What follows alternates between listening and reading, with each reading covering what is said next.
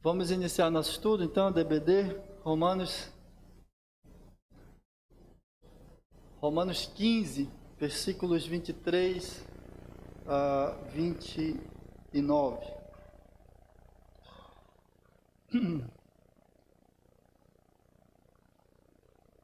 Nós estamos chegando ao final da carta de Paulo aos Romanos.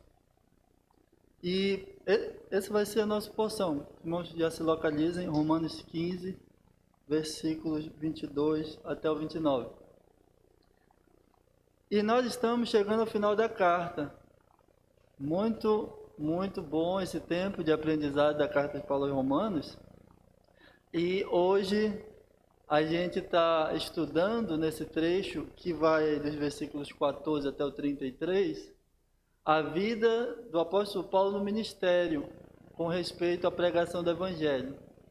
E nós estamos extraindo desse trecho aqui, que eu coloquei como as marcas do Ministério Excelente, lições importantes a nós com respeito ao trabalho, ao serviço de Deus, à obra do Senhor, que esse homem desempenhou de uma forma muito louvável, né? De uma forma muito... Por isso o termo utilizado para qualificar a obra dele como excelente.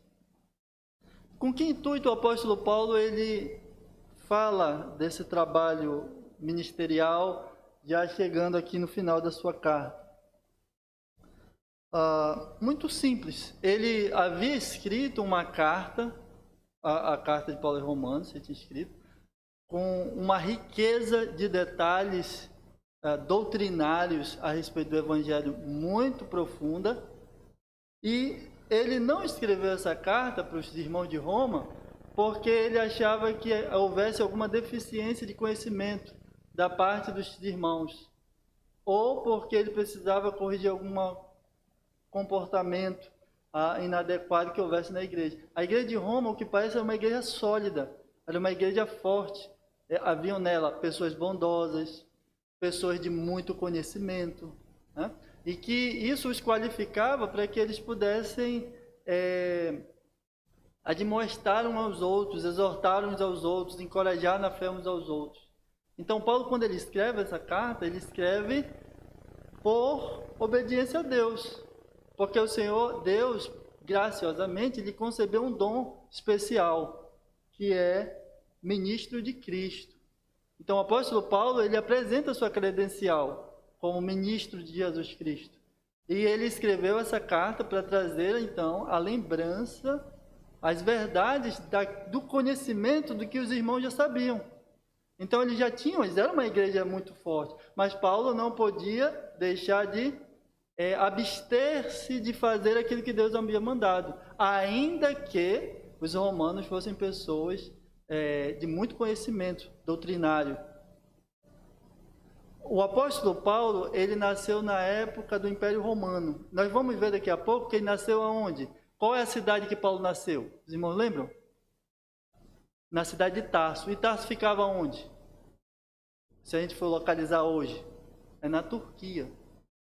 Ficava na Turquia. Então ele nasceu ali naquela região, foi criado. Depois a gente vai passar um pouco melhor o pano de fundo da história dele, mas ele nasceu ali naquela região. E ele então, irmãos, escreveu, voltando aqui, ele escreveu essa carta com muita perspicácia, de uma forma muito louvável, tendo como objetivo expor as verdades do Evangelho a uma comunidade de irmãos que não tinham recebido da sua parte nenhum ensino. E ele então assim foi e o fez. Quando ele descreve a sua posição, ele também apresenta a sua satisfação na obra. Ele tem orgulho de realizar o trabalho para Deus como ministro do Evangelho, levando pessoas a serem pessoas agradáveis ao Senhor. Olha, não tem uma satisfação melhor para nós do que fazer isso, né, irmãos? Do que a gente contribuir para o bem espiritual das pessoas. Isso que Paulo faz aqui.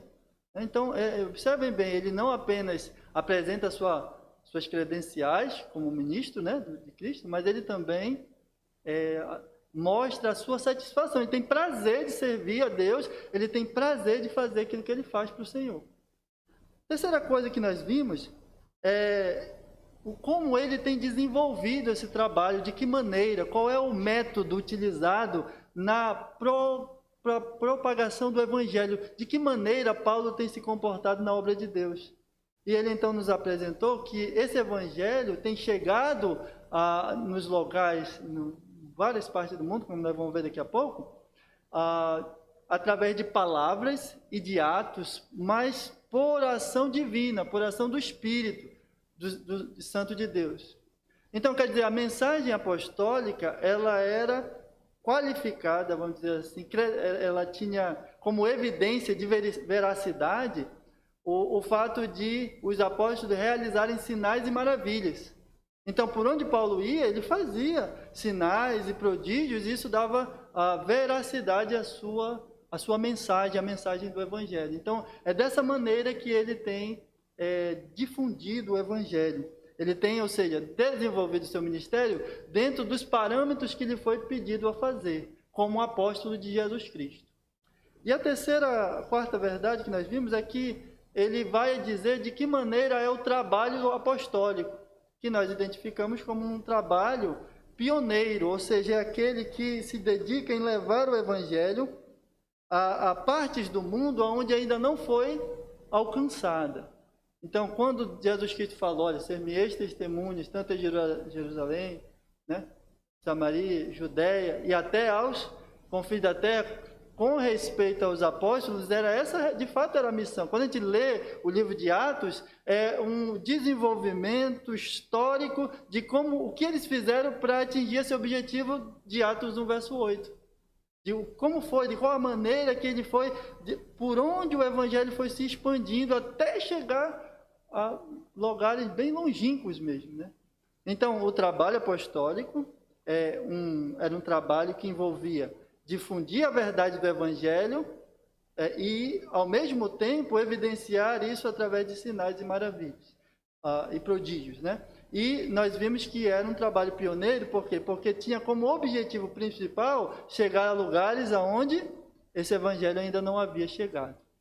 Então, essas coisas nós vimos aí dos versículos até chegar ao versículo 22. Do versículo 22 em diante, observem bem aí, aqui Paulo vai se dedicar agora a falar a nós com respeito aos seus planos para o futuro. O que ele deseja fazer ainda na obra de Deus, até esse momento da sua vida, né? Ele tem se dedicado e agora ele quer mostrar à igreja de Roma para onde ele está com intenção de ir. Qual é o seu plano, os planos, vamos dizer assim, para o futuro, que ele pretende, né?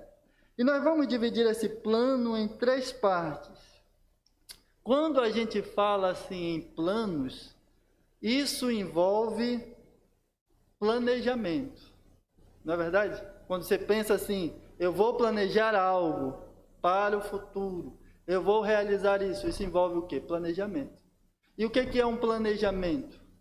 É você descrever aquilo que você deseja realizar, com mais detalhes, né? Você especificar os alvos, né? Você determinar as etapas, até você chegar ao seu objetivo. Isso é um plano, né? É desenvolver um plano. Por exemplo, eu estou com um plano já há algum tempo que eu quero comprar um carro. Eu quero comprar um carro, mas eu não sei quando é que eu vou comprar. Mas para mim comprar um carro, eu tenho que fazer o quê? Um planejamento, eu tenho que planejar. O que vai envolver? Vamos só para a gente entender a ideia de planejamento. Eu preciso saber qual é o carro que eu quero, não é verdade? Qual é a marca, né? Se eu quero ele novo, seminovo, semivelho, se eu quero mais ou menos, né? Eu tenho que especificar qual é o tipo de carro que eu quero, qual é o ano, qual é o valor, né? Qual é o valor desse carro. Aí eu vou fazer várias pesquisas até eu chegar a um determinado valor que caiba no meu orçamento. Quem vai me ajudar, né? Mulher vai dispor a ajudar, o filho vai dispor, ver se a gente consegue comprar isso. Tudo isso é planejar. Para que aí eu vou verificar a entrada do carro, né, para que eu possa assim cumprir, né? Atingir o meu objetivo final, que é cumprir o plano. Então, dos versículos 22 a 24, nós vemos Paulo planejando, né? Planejando as próximas etapas da sua obra missionária. O que ele vai fazer? E aqui especificando, então, o seu objetivo principal. Veja aí o versículo 22 até o 24, que nós vamos ver o objetivo principal nesse planejamento do apóstolo Paulo.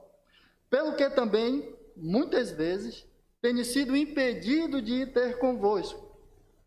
Mas agora, que não tenho mais demora nestes sítios, e tendo já muitos anos grande desejo de ir ter convosco, quando partir para a Espanha, irei ter convosco, pois espero que de passagem vos verei, e que para lá seja encaminhado por vós, depois de ter gozado um pouco da vossa companhia. Qual é o objetivo nesse projeto que o apóstolo Paulo está desenvolvendo aqui, apresentando à igreja de Roma? Qual é o objetivo principal dele? Ele vai desengavetar um plano que outras vezes não deu certo. Qual era esse plano? Ele tentou ir para Roma. E parece que não foi apenas uma e nem duas vezes. Ele tentou várias vezes ir para Roma. Mas que a ideia é que ele tentou, se arrumou, se preparou e aí o barco afundou, não deu para ir.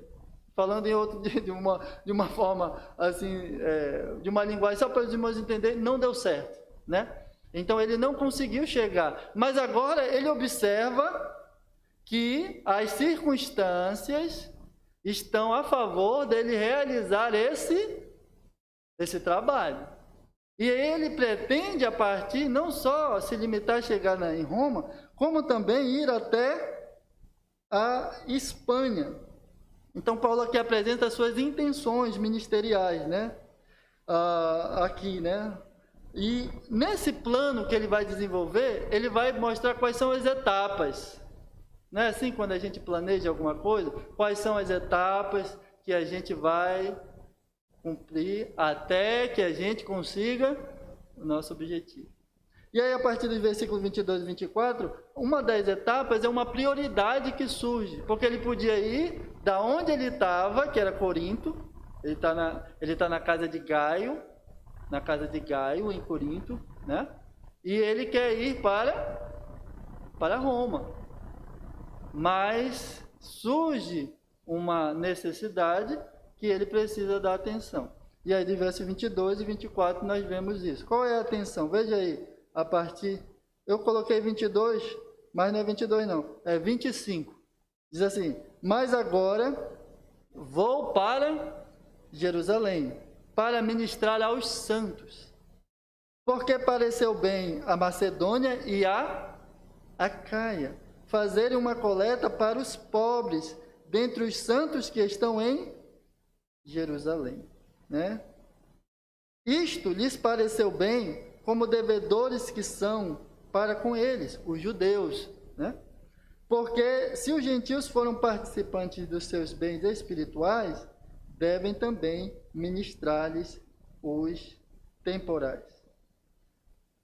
Também, assim que, concluído isto, e havendo-lhes consignado este fruto, aqui, qual era o fruto? Depois a gente vai tratar melhor, mas é um fruto, quando alguém ajuda, alguém que se compadece pela pessoa, que fruto ela mostra? Amor, né? Amor pela pessoa, né? Fruto de lá, passando por vós, irei à Espanha. E bem sei que, indo ter convosco, chegarei com a plenitude da bênção do Evangelho de Cristo. Então, esse é o nosso segundo aspecto do plano missionário de Paulo. Ele primeiro apresenta o objetivo principal e as etapas secundárias que ele vai ter que dar atenção primariamente até que ele realize, até que ele consuma aquilo que ele deseja. A terceira etapa desse plano tem a ver com a oração intercessória. Veja o verso 30 e 33. Porque ele acabou de fazer um plano e todos nós queremos que, quando a gente planeja algo, a gente quer que dê o quê? Que dê certo, né? E aí a gente conta com o quê? Com o auxílio de quem? de Deus. E a gente recorre a Deus de que maneira? Em oração. E é isso que o apóstolo Paulo faz aqui. Ele apresenta o seu projeto, mostra as etapas, olha, agora eu vou fazer isso primeiro. Aí, na sequência, ele diz, olha, já que eu vou fazer isso, eu preciso das vossas orações. Verso 30. E rogo-vos, irmãos, por nosso Senhor Jesus Cristo, e pelo amor do Espírito, que combatais comigo nas vossas orações por mim a Deus. Então, Paulo está em meu favor, por mim a Deus, né? Então, Paulo, ele está chamando pessoas para combater o que, irmãos? Combater. Qual é a ideia de combater? Envolve o que? Combate. Combate envolve o que? Luta, né? Então, ele vai enfrentar diversidade. Olha, entenda uma coisa, você quer se dispor a servir a Deus? Você vai enfrentar a luta, né? Você vai enfrentar dificuldades. Vamos trabalhar essa ideia daqui a pouco. Mas aí a partir do verso 31. Para que seja livre dos rebeldes que estão na Judeia, e que esta minha administração, que em Jerusalém faço, seja bem aceita pelos santos. Então, irmãos, me ajudem. Lutem comigo na batalha, porque não vai ser fácil. Né? Então, observem as 3 etapas do plano missionário do apóstolo Paulo. Primeiro, um objetivo principal. Segundo, aqui a descrição de suas prioridades. O que é mais necessário fazer agora antes de atingir o objetivo. E terceiro, ele suplica, ele roga pelo auxílio dos irmãos para que Deus abençoe o trabalho que ele pretende realizar. Essa é a divisão do plano missionário de Paulo. Né? Agora, nesse mapa aqui, olha aqui, acompanha aí. Eu estava conversando agora com os irmãos, e aí a gente tem uma ideia aqui, lendo o verso 19, vamos ler o verso 19, leia aí. Diz assim, pelo poder dos sinais e prodígios, na virtude do Espírito de Deus, de maneira que, ele estava falando, olha, eu tenho trabalhado na virtude, no poder do Espírito. Ele está descrevendo a maneira como ele tem servido a Deus. Aí ele vai, de maneira que, desde Jerusalém e arredores, até ao Ilírico, tenho pregado o Evangelho de Jesus Cristo. Isso aqui eu queria dar um pouquinho mais de atenção. O que seria essa extensão territorial que Paulo menciona aqui, Jerusalém até o Ilírico? Os irmãos lembram que Paulo, ele se converteu, ele nasceu, eu vou colocar aqui porque eu estou sem um cursor, mas quem está vendo ali, Turquia, bem ali em cima, Turquia. Consegue, quem está vendo aqui tem olho bom? Está vendo? Está enxergando, irmã Fátima? Tá lá, Turquia, né? Aí bem aqui tem uma ilhazinha, a ilha de Chipre. Aqui, bem separadinho. Consegue ver? Consegue visualizar? Sabe o que ocorre? É que eu procurei vários mapas que pudesse condensar todo o meu pensamento, mas quando eu vou atrás de um mapa, a gente não consegue achar sabe, que detalha com aquilo que a gente quer.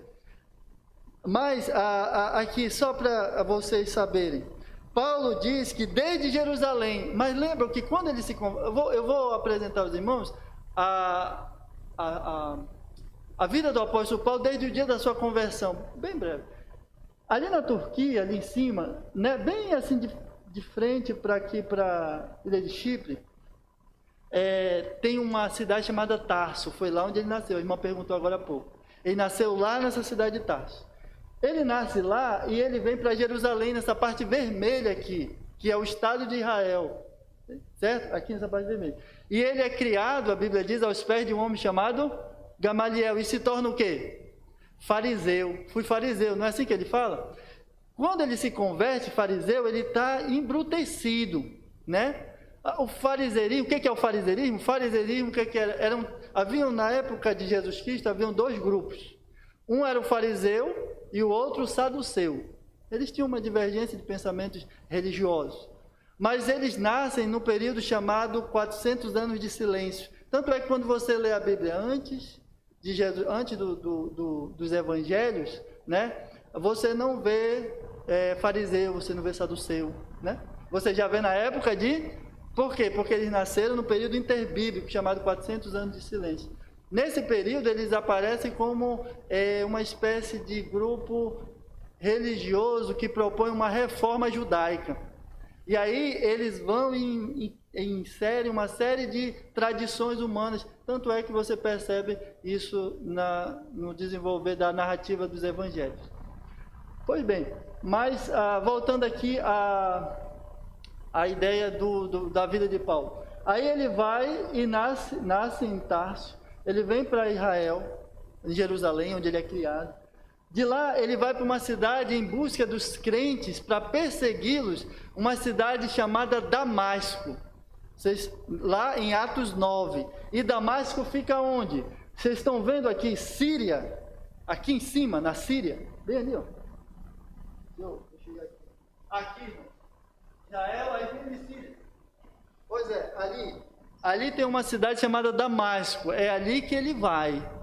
E ali em Damasco, no caminho para Damasco, na verdade, o que é que acontece? Ele se converte. E ele se convertendo, ele não desce para Jerusalém logo de começo. O que ele vai? Ele vai para a Arábia. Olha aqui onde que é a Arábia. Está vendo aqui, ó? Esse tem a parte de Iraque, né? E ele vem aqui para Arábia, onde ele passa um tempo da sua vida, ali parece-me 3 anos. Os teólogos dizem que é o tempo do seminário de Paulo. Ele vai aprender com Deus, 3 anos ali, e de lá ele volta para Damasco. E quando ele começa a falar de Jesus Cristo em Damasco, já é uma forma de se expressar mais elaborada. Ele defende como quem está diante de um tribunal, dizer, olha, Jesus é o Messias. Porque agora ele tem conhecimento, parece que ele leu os escritos do Antigo Testamento e ele chegou à conclusão, olha, Jesus Cristo é o Messias. Né? Deus foi e deu a ele entendimento. Quando ele está expondo o Evangelho em Damasco, as pessoas procuram matar ele, os judeus, e ele então desce por um cesto, pelas muralhas, e de lá ele vem para Jerusalém.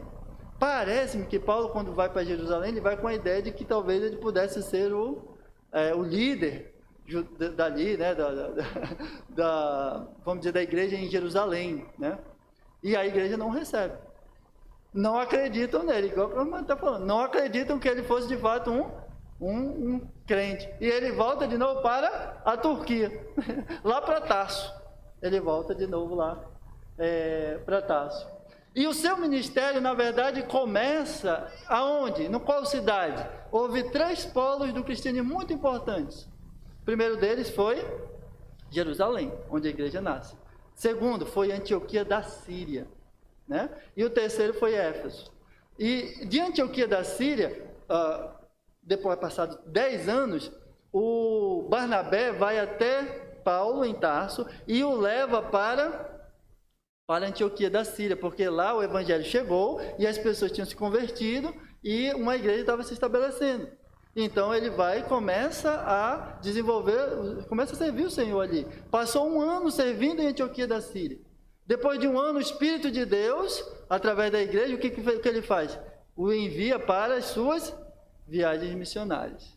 Ele vai, dentre os lugares que ele passa, né? Aqui, olhando aqui para esse mapa aqui um pouco mais geral, ele passa pela Macedônia.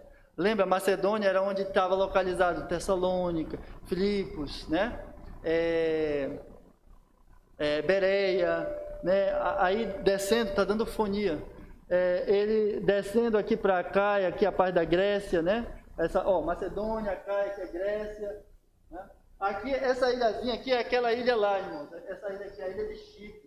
Lembra que ele vai e ele leva um homem chamado Sérgio Paulo. Aquele homem era um procônsul e ele se converte a Deus. Então, observem bem, nós estamos vendo o trajeto que Paulo fez desde Jerusalém. Ele apresenta os seus trabalhos missionários desde Jerusalém, né? Até onde a gente quer chegar com esse nosso panorama que a gente está fazendo aqui, que está demorando um pouco. A gente quer chegar no Ilírico. Então, aqui ia tomar um tempo maior da gente explicar, mas ele vem daqui, ó, vem da Judéia, aí Síria, vem rodeando aqui, inclusive essa área aqui, essa parte era uma área marítima, né? Uma área marítima, pegava trigo para levar para Roma, havia barcos cargueiros que levavam as coisas produtos, né, para Roma. E aí ele vai e percorre outra parte até chegar ao Ilírico. Olha ali o Ilírico. O Ilírico ali está perto de... depois, né? Tem a Macedônia, aí tem o Ilírico, que já está perto de Roma. Então Paulo chegou próximo de Roma, nessas suas viagens missionárias. Né? Ele chegou bem próximo de Roma. E essa é a extensão de todo o trabalho que ele tem feito. Né? Nessa parte ali gravem bem aí Macedônia. Localizaram aqui Macedônia, nesse slide aqui? Pois é, gravem bem essa parte de Macedônia. No próximo slide, lá na ponta é a Macedônia. Lá em cima, lá na parte de cima. Está Tessalônica, Apolônia, né? Bereia, aí descendo para cá Corinto, que é a parte ali de Acaia, Atenas, esses lugares. Aí, voltando lá para aquele slide. Subindo é o Ilírico, que vai dar, segundo os teólogos, assim dizem, ali mais ou menos na região da Croácia e da Eslovênia. Então, é possível que Paulo tenha percorrido do Ilírico, vamos colocar lá Eslovênia, até, não, de lá não, daqui, né? Judéia, daqui Jerusalém, indo por aqui, Macedônia, cai até chegar lá na Eslovênia. Toda essa região ele evangelizou.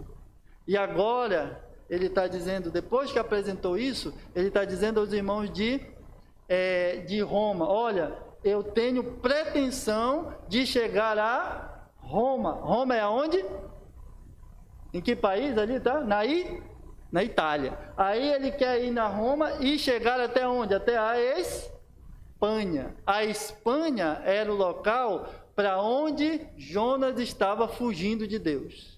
Qual era a cidade que Jonas estava fugindo de Deus? Como ela se chamava? Não, Nínive era para onde Deus queria que ele fosse. Inclusive, Nínive era o oposto de Tarse. Né? Nínive era para cá, ó, né? E ele estava indo para lá. Então, isso. A ideia é que em Tarsis, que é a Espanha, é o local onde Deus não fala. Era o fim do mundo naquela época. Mas a parte aqui do lado da Espanha tem Portugal, ou seja, ele estava indo em direção à Europa. A parte norte, sul, leste, parte oeste, né? Essa parte aqui. Ele estava indo para essa parte do mundo. Então ele está apresentando o seu projeto missionário, dizendo por onde ele já foi. Agora não tenho mais sítios nesses lugares, não tenho mais campo nessa região, tudo aqui ouvir o evangelho, todas essas partes agora eu quero ir para Roma e com a ajuda de vocês quero chegar até Tarsis, que é a Espanha. Irmãos, quando a gente pensa em planejar algo, né? Planejar algo, eu quero hoje eu estou vou falar hoje sobre filhos e pais e tudo. Com respeito, por exemplo, aos nossos filhos. A gente sempre quer o que para os nossos filhos? Não é verdade que a gente quer planejar para o nosso filho o melhor? A gente quer o melhor, a melhor educação, não é verdade? A gente quer que eles tenham a melhor profissão. A gente quer que eles tenham um excelente casamento, né? Não é isso? E o que a gente faz? A gente planeja, muitas vezes até o pai se sacrifica para que o filho, ele alcance isso. Tem um rapaz lá próximo de casa que ele está planejando um futuro para o filho dele. Sabe o que ele quer que o filho dele seja? Jogador de futebol.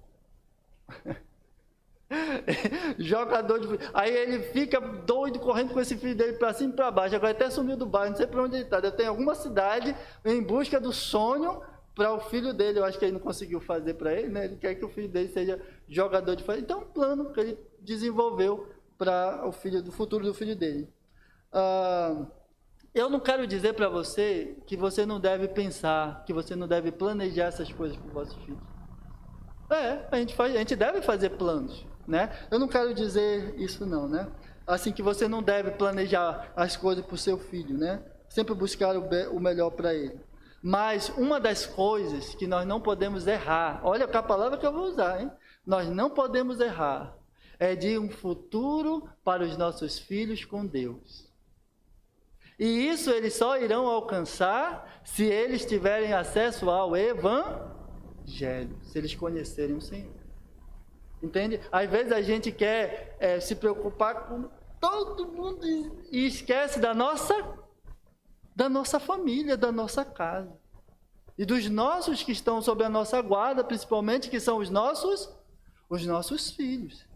Então, nós não temos, olha a palavra que eu vou usar, nós não temos que falhar com respeito ao projeto missionário em casa de levar o Evangelho aos nossos meninos, aos nossos filhos. Não podemos falhar. Mas pastor, eu conheço muita gente, filho de crente, filho até de pastor, que hoje não serve a Deus e que vive aí no mundo. É verdade, pode ser que aconteça isso, eu já vi, e vi vários casos, inclusive, né? Eu vi uma vez um pastor chorando, dizer que a filha dele, hoje ela é membro desses grupos de facção. É triste isso, né? Já pensou um pai que é pastor, né? Hoje a filha dele está por aí pelo mundo, fazendo tudo que não deve, mas criada sob as bases do Evangelho, conhecedora do Evangelho, e está por aí. Né? Pode acontecer? Pode. Mas que isso não aconteça pela nossa omissão. Né? Que isso aconteça porque realmente, infelizmente, a gente não pode mudar os outros. Né? A gente não tem esse poder. Infelizmente, eu queria ter o poder de mudar a pessoa, mas a gente não pode. A gente não tem de abrir, sabe, a cabeça e dizer, Evangelho, entra lá, puf, aí caiu, pronto, já mudou a pessoa.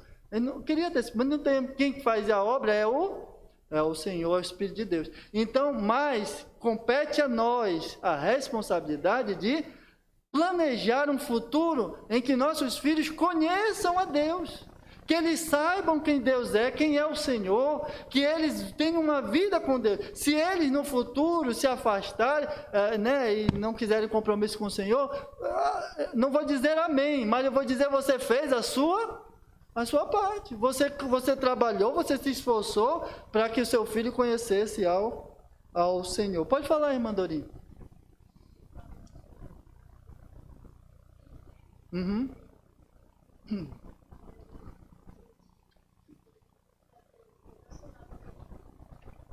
Eu me preocupava com isso.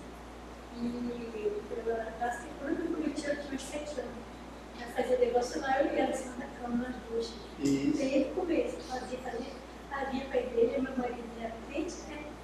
Aí ele dizia, tu está fazendo a vida assim, fazendo a cabeça da menina. Desde essa menina escolher o que ela quer.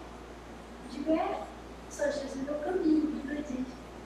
A verdade é a vida, porque ela no mundo quer. Nas baladas, nas festas, carro, palavra. Aí eu falo da responsabilidade que é nossa, sobre como é nossa, né? Com certeza. Os filhos de Deus deu pra gente, né? E assim, quando você faz isso que a irmã colocou aqui agora, você tem um tempo para o seu filho, para você ler a Bíblia, né? Para você orar junto, né? Para você, vamos dizer, olha, hoje nós vamos aprender hoje sobre Paulo, por onde Paulo passou, vamos aprender aqui. Você está levando o Evangelho para o seu filho.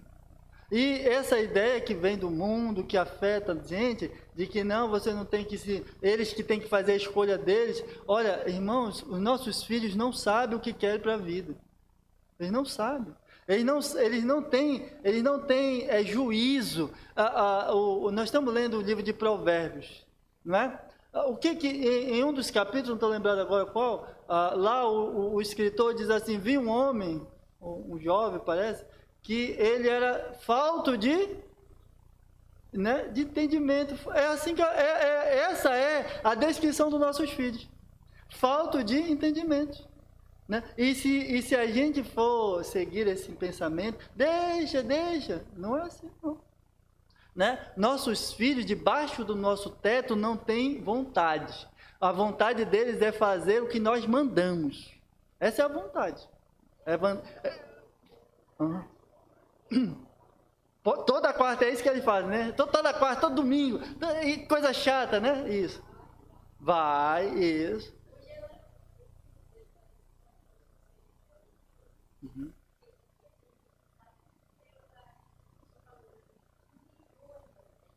Uhum.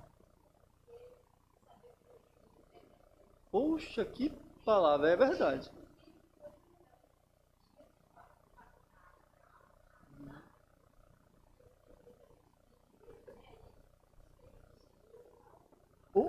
O maior sucesso que nossos filhos vão alcançar na vida é conhecer a Deus.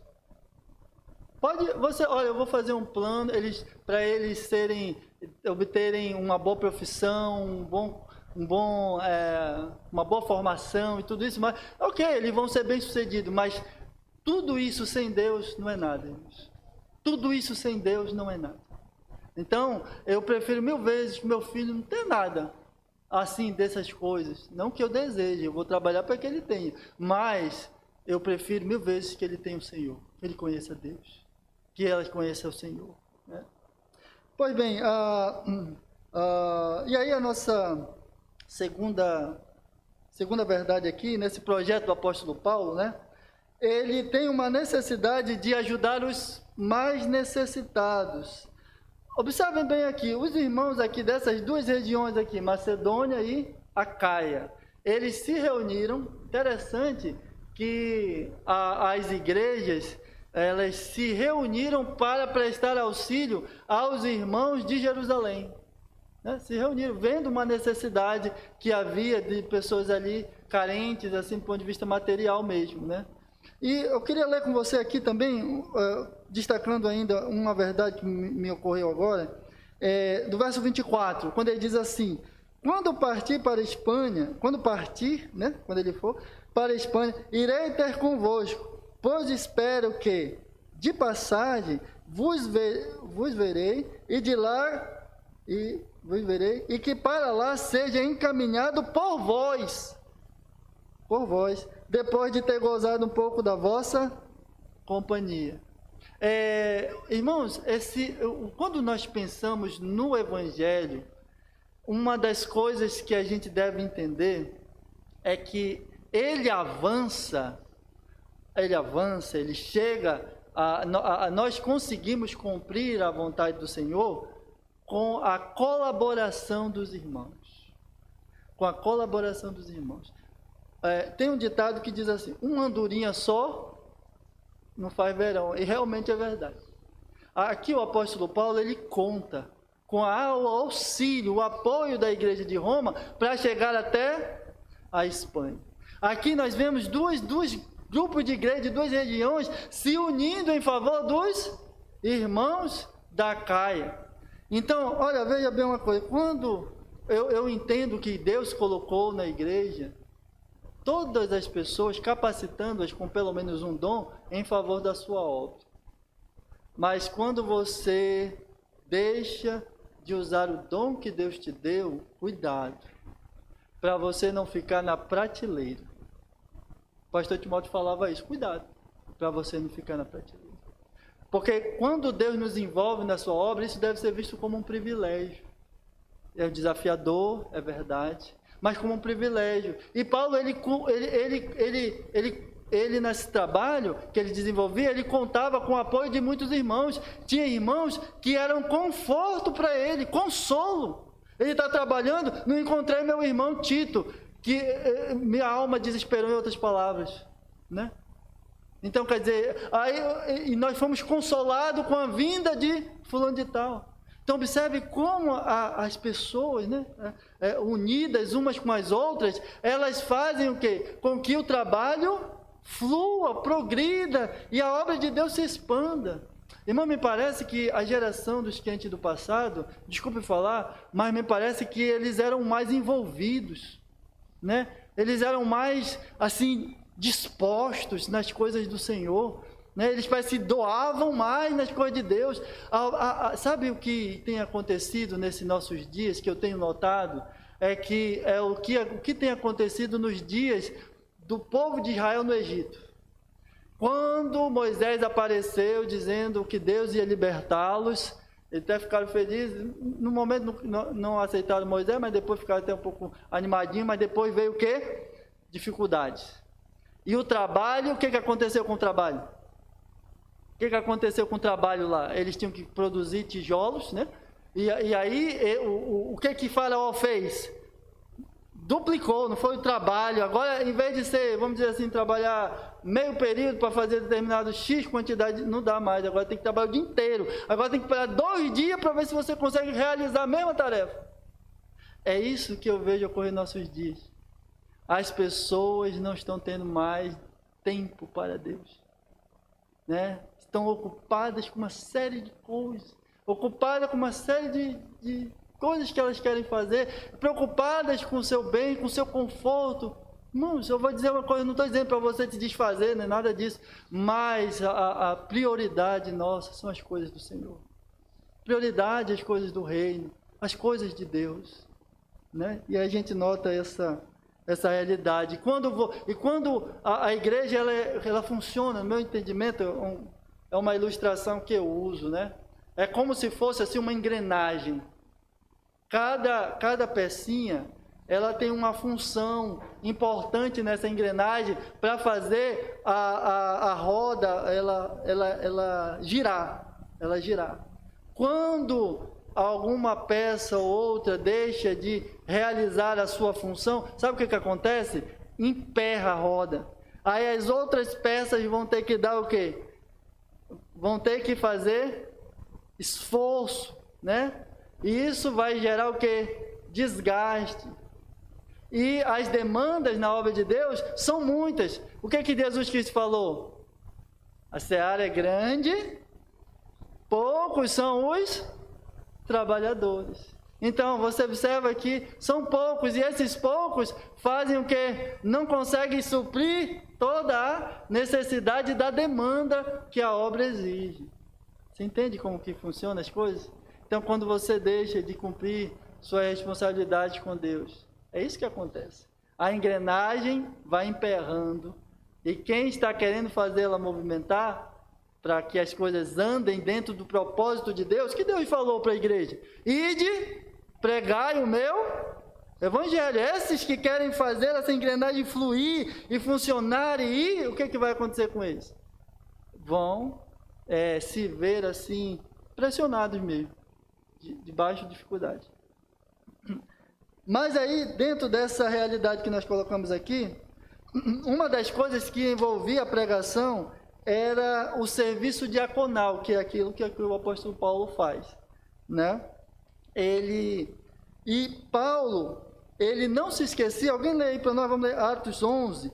Paulo, ele não se esquecia desse serviço ministerial, Atos 11, 29. Ele não se esquecia. Quando ele foi chamado por Barnabé para ir até Antioquia da Síria para servir a Deus, durante o período que ele ficou ali de 1 ano, surgiu um período de crise, de fome, que era nos tempos de um homem chamado, de uma autoridade, que era Cláudio César. Surgiu um tempo de fome, de escassez nesse período, quando Paulo está indo lá para Antioquia. E os irmãos lembram que a igreja de Jerusalém já era uma igreja de irmãos pobres. Olha, de onde foi que Pedro veio? Ele veio de uma região chamada Galileia, que era uma região rural, de pessoas humildes, né? E imagina que ali, passado algum tempo, veio essa fome. E o que eles faziam para suprir a necessidade um do outro? Eles vendiam o quê? As suas propriedades, né? Mas aí você sabe uma coisa que você tem hoje, daqui a pouco o que acontece com o dinheiro? O dinheiro acaba, né? O dinheiro acaba. E aí, veja bem, vindo uma fome severa, uma fome grave, que foi os dias de Cláudio Cláudio o quê, meu Deus? Cláudio César, né? Essa fome que se agravou, eles fizeram um trabalho de levar o evangelho, de levar mantimento para os irmãos. Olha aí, Atos 11, 29. E os discípulos determinaram mandar cada um, conforme o que pudesse, socorro aos irmãos que habitavam na Judeia, o que com efeito o fizeram, enviando os irmãos, aos anciãos por mão de Barnabé e Saulo. Então, notem bem aqui um critério interessante. Antes de falar desse critério, outro texto aqui, Gálatas 1:10. Aqui Paulo está defendendo que ele não tem se esquecido de realizar esse serviço. Veja bem aí, ele diz assim, Gálatas 1, verso 10. Recomendando-nos somente que nos lembrássemos dos pobres, o que também procurei fazer com diligência. Então, Paulo, ele não, durante o exercício do seu ministério, desse desejo de levar o evangelho às pessoas, várias partes do mundo, ele não se esquecia de atender a necessidade dos mais humildes, né? Então, irmãos, aqui existe um critério para a gente considerar com respeito à ajuda social, que é colocado aqui pelo apóstolo Paulo. Quem eram as pessoas que eram os beneficiários dessa ajuda, vamos dizer assim, humanitária? Eram os santos da igreja, eram os crentes. Então, quando nós pensamos em ajudar, do ponto de vista material, os necessitados, a prioridade são os domésticos de casa, são os da nossa casa, são os crentes, são os irmãos. É isso aqui que eles fazem, né? E aí, quando a gente pensa, irmãos, em que há pobres, e há na igreja muitos pobres, né? Eu sou um deles. Eu sou um deles, né? Há pobres, né? A gente deve pensar nos dias que nós vivemos. Hoje eu vou falar isso mais depois, mas os nossos dias são maus, né? As crises, parece, se tornam cada vez mais intensas à medida que nós vemos os dias passarem, né?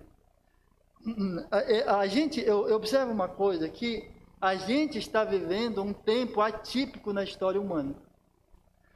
Não, olha, não estou dizendo da história do Brasil, mas estou dizendo da história global. Você vê, por exemplo, que uma autoridade, que é o Trump, né? Ele vai e diz assim, vou taxar em tantos por cento. Não é isso que ele fala? Eu vou colocar tantos por cento no Brasil. Aí eu vou tocar tantos por cento na Europa, né? No pessoal da Europa. Aí eu vou deixar de importar os produtos dali. Aí vem uma guerra, aí alguém diz assim, eu vou fechar essa passagem que é de alimentação mundial, que é o Estreito de Hormuz. Eu vou fechar esse negócio. Isso abala o mundo inteiro, afeta o mundo inteiro. Mas especialmente quem? Os mais pobres. Não é verdade? Os mais humildes. Você vai no supermercado e você encontra um café que antes era 5, 6 reais, está quanto hoje? E vários preços aqui, né? 19, 20, 18, né? Quer dizer, duplicou, né? Você vai vendo que as coisas, me parece, o entendimento meu, é que nós estamos na iminência de uma crise de alimento. De alimento do ponto de vista não de uma região, mas global. Imagine que teve um terremoto, a Venezuela já tinha lançados, por causa das suas políticas, milhões de pessoas na pobreza. Veio um terremoto, destruiu as casas, os pobres que já eram pobres, agora eles são miseráveis. Eles não têm aonde morar, né? Muitos deles não têm o que comer. Você imagina? Então, a perspectiva de reconstrução daquele país, quem aqui imagina uma perspectiva de tempo temporal? Vai ser agora não, irmão, pode esperar. Jogaram um monte de bomba na faixa de Gaza. Vai lá, como é que tá? Tá cheio de prédio lá. Tá cheio de ruína. Irmão. Qual é a perspectiva daquela realidade mudar? Nenhuma. Então, o mundo está indo na direção da pobreza. Você quer ver uma coisa? Você vai passear em algum lugar, aí você... até lugares que você dizia aqui antes que você não ia encontrar. Shopping. Vai lá no shopping. Aí alguém chega lá, você me ajuda? Aí alguém chega lá, você me ajuda? Até dói a gente, né? Muitas vezes você não poder ajudar, porque você muitas vezes não tem. Mas não é uma e nem duas, são várias pessoas que aparecem. Várias pessoas.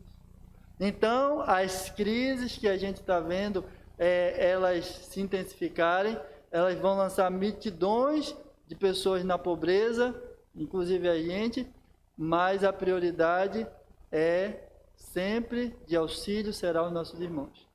Sempre será a igreja. Eu não estou dizendo que você não possa e não deva ajudar o teu próximo quando ele precisa. Não é isso que estou dizendo. Mas o que eu estou dizendo é que Paulo coloca aqui um critério: atender aqueles do nosso meio, aquele que necessita. Né? Isso é, obviamente, uma evidência do amor fraternal sincero. Né? Quando alguém se compadece pelo outro porque ele está necessitado e você traz alívio para aquela vida, porque você ama aquela pessoa. Olha aí o versículo de número 28. Assim, que concluído isto, havendo-lhes consignado este fruto, de lá passando por vós, irei até a Espanha. Que fruto era esse aqui? Foi uma pergunta que eu me fiz. É o fruto da bondade, do amor, da misericórdia, que aqueles irmãos estavam demonstrando pela vida daqueles crentes necessitados da Judéia. Então, irmãos, quando eu vejo aqui na nossa igreja que há mobilização de vocês em favor de um irmão que está carente, necessitado, que vocês procuram ajudar, poxa, como isso me enche meu coração, olha, muito alegre.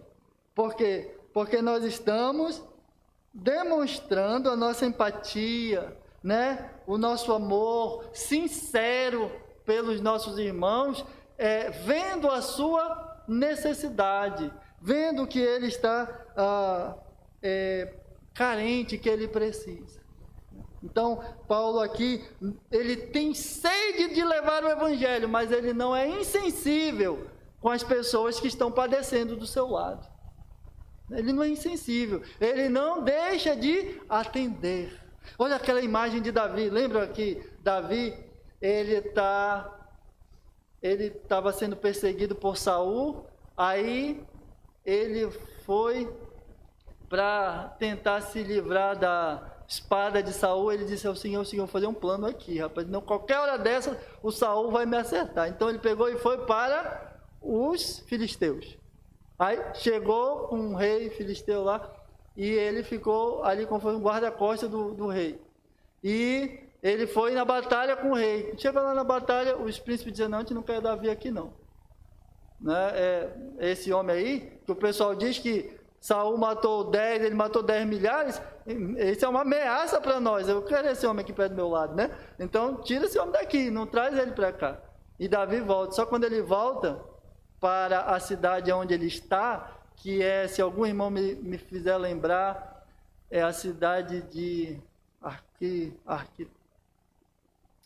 Keila, parece, não sei se é Keila, não estou lembrado agora, irmãos, mas a cidade onde ele está, que o rei filisteu havia dado para ele.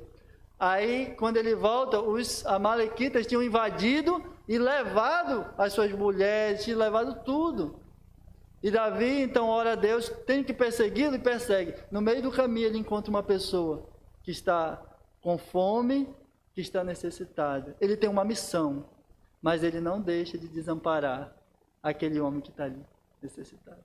Então, irmão, nós temos uma missão para fazer, né? Nós temos, o Senhor colocou em nós, mas nós não podemos ser insensível à necessidade dos nossos irmãos que carecem, que padecem, né? E aí uma outra realidade aí, só concluindo, é que socorro aos pobres é uma expressão de gratidão a Deus. Por quê? Olha o verso 27 aí. Concluindo, isto lhes pareceu bem, como devedores que são para com eles. Quem é devedor aqui? Quem é que está devendo? Os crentes de Roma, os gentios, né? Tinha parte lá que era composta de gentios. Devedores para com eles. Eles aqui são os judeus, né? Porque se os gentios, aqui ele especifica melhor, foram participantes dos seus bens espirituais, devem também ministrar-lhes os materiais ou os temporais. Então, a questão aqui é colocada no âmbito de uma dívida. E em que sentido os crentes da Acaia e da Macedônia se viam como devedores aos irmãos de Jerusalém que eram pobres? Porque eles participavam das bênçãos de Deus destinadas a este povo. Porque por intermédio de Jesus, por intermédio desse povo judeu, veio o que, irmãos? O nosso Salvador. Então eles tinham o quê? Eles se viam como devedores desse povo. Olha quanto nós devemos. E aí, ao se dispor a ajudá-los financeiramente, isso é uma expressão de quanto eles são agradecidos a Deus, porque Deus trouxe a salvação através desse povo. Então, uma forma de expressar o seu carinho, a sua gratidão pelo bem espiritual recebido, eles não se esquivavam da responsabilidade de ajudar financeiramente os seus irmãos, né? Irmãos, veja bem uma coisa. Olha o quanto o mundo deve aos judeus. O quanto, irmãos. Quando um judeu pisasse numa terra, não vou dizer que ele tinha que ser visto como Deus, não é isso que eu estou falando, não. Mas o que eu quero dizer é que você deveria olhar com um olhar de sensibilidade. Foi por causa desse povo que a salvação chegou a nós. Os judeus deveriam ser amados, irmãos. Mas hoje, o que o mundo quer com os judeus? O que o mundo procura para com os judeus? Matá-los, destruí-los, varrê-los, exterminá-los da face da terra. Essa é a visão, essa é a ótica do mundo com respeito às pessoas judaicas, os judeus, né? Agora veja bem quanto o mundo deve. E aí nós participamos das bênçãos dele, mas eu pensei estendendo essa questão. O quanto vocês acham que essa igreja aqui faz de bem para esse bairro?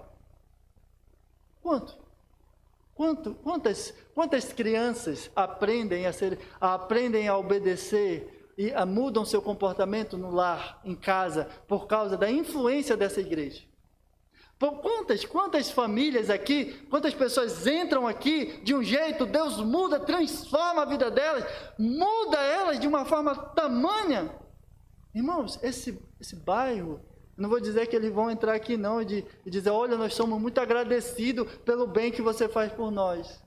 Mas a igreja faz um bem muito grande para esse bairro, irmãos. Colônia Santo Antônio. Quantas famílias são restauradas, quantos jovens são alcançados, quantas mulheres, homens são retirados de um mundo de pecado. Quantos, irmãos, por causa das bênçãos espirituais que nós partilhamos, e que Deus acaba os salvando e libertando. Então, veja bem, quanto esse mundo deve aos crentes, né? E eu vou só concluir com esse pensamento aqui. Mais ou menos uns 19 anos atrás, quando eu me converti, eu me lembro ainda bem da cena, como que foi, né? Eu tinha um enorme desejo no meu coração de ver quem me levou a Cristo, que foi o pastor Luiz Carlos. Tinha passado um tempo, né? E eu queria ver o pastor Luiz Carlos. Vira e mexe, vinha na minha cabeça a imagem dele. Puxa vida. Aí, às vezes, eu falava com o filho dele, que é o Benedito, um amigo meu, e aí eu falava com ele, como é que está o pastor? Está bem? como é que ele vai, como é que ele anda, né? Ele está bem de saúde. E ele sempre me falava a respeito do pai, como ele estava. E ele tinha ido para uma outra cidade. E aí eu não estava em possibilidade de visitá-lo. Aí um belo dia, passando, eu fui fazer alguma coisa, não sei, não lembro. E aí eu disse assim, rapaz, o pastor mora aqui perto. Quer saber? Vou ver se ele está lá. Vou ver se o pastor está lá. E aí quando eu cheguei, bati lá na porta e quem me atendeu foi ele. Eu fiquei tão feliz, puxa vida. E eu olhei para ele, meus olhos encheram de água, né? Porque eu estava muito agradecido. Agradecido. Eu disse para ele, pastor, eu só vim agradecer. Não estava entendendo, talvez não tenha entendido nada, né? Talvez, né? Eu falei, pastor, eu quero só lhe agradecer. Eu gritei lá do portão, pastor, muito obrigado! Eu gritei, muito obrigado, pastor. Então, irmãos, quando a gente é abençoado, né, com uma bênção tamanha como essa, a gente quer demonstrar a nossa gratidão pelo bem que nós recebemos daquela pessoa. E esse é o sentimento dos irmãos aqui da Judéia e da Macedônia e da Acaia para com esses crentes humildes. Por quê? Porque por meio deles veio o Salvador. Então, irmãos, que nós não nos esqueçamos dessas verdades com respeito a esse trabalho excelente que o apóstolo Paulo faz. Então, as marcas de um ministério excelente envolvem isso, um planejamento bem coordenado e estruturado e a sua execução, tudo respeitando aqui as etapas que foram colocadas e que vai resultar na glória, no louvor de Deus. Então, irmãos, era isso que eu queria compartilhar com os amados e que o Senhor nos abençoe. Pai querido, obrigado por tua palavra que o Senhor Deus nos trouxe hoje. Te agradeço, peço, meu Deus, a tua bênção, para que nós venhamos entender, Senhor Deus, de que maneira viver neste mundo, de que forma, Senhor Deus, planejar a vida de acordo com a tua vontade. É a minha oração em nome de Jesus. Amém, Senhor.